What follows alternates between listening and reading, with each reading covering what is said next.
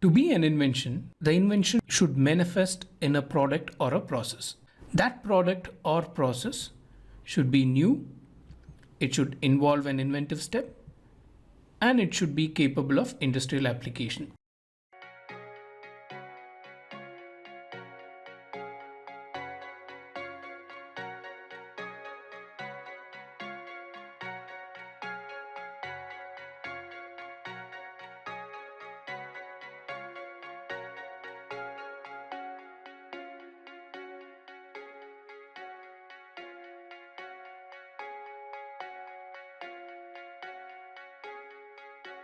How inventions look. The object of patent drafting is not to simply describe the invention.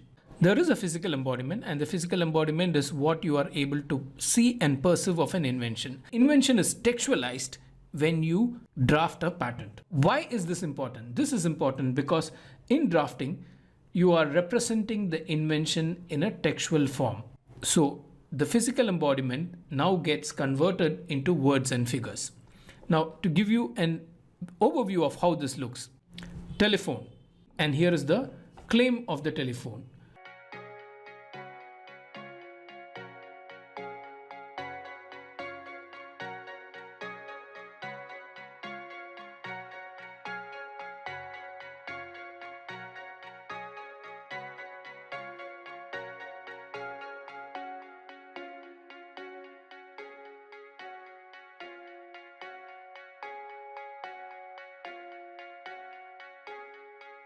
A patentability search is an effort that is directed towards determining whether an invention is obvious or not. Section 13, which calls for a search for anticipation by previous publication or by prior claim. Now we have section 13 here, and section 13.4 tells us that the search does not warrant the validity of a patent. This also tells us a patentability search is much different from an inquiry into the validity of a patent. Now, a validity report, or what we call a patentability study, would be used in at least 3 different situations.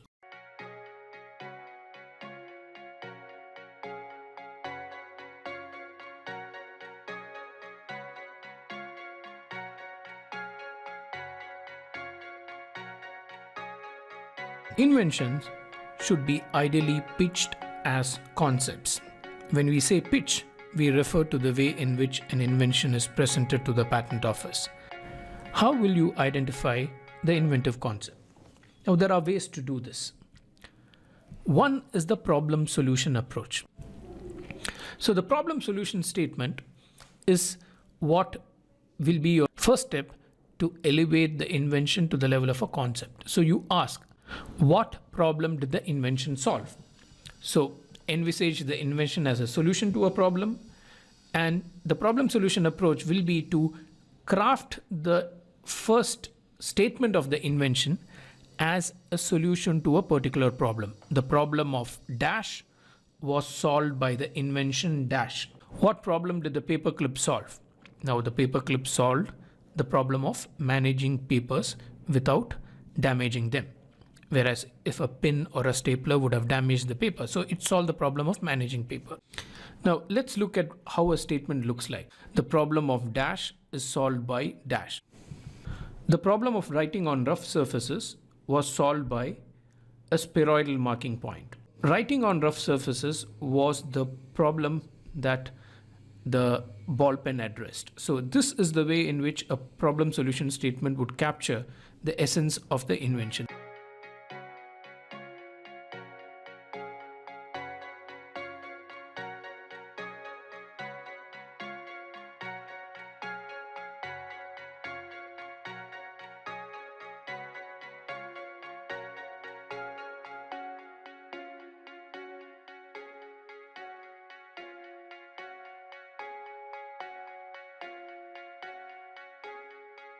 There are certain legal provisions under the Patents Act and the rules which are specifically meant for claim drafting.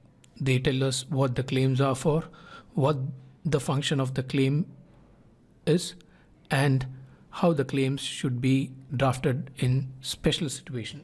Claims are normally written in a single sentence. Now this is either in the form of I/V claim, it begins with that statement. Claims normally have a structure. There is a preamble, an introductory statement, there is a transition is most likely a verb, and there is a body.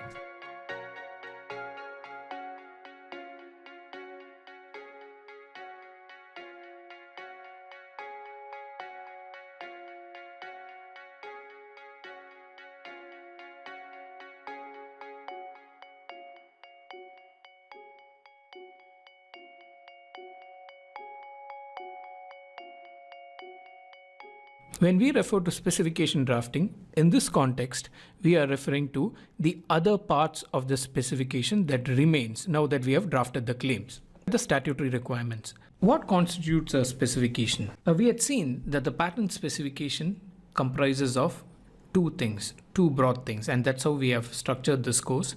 We had looked at the problem solution statement, helping us to create a claim. So there is a claim which we are looking at. So the patent specification includes the description and the claims. So the descriptive part along with the claims is what we call or refer to as the patent specification. Now the description itself has many parts. It has a title, it has a background, summary, detailed description, abstract, and drawings also become a part of the detailed description.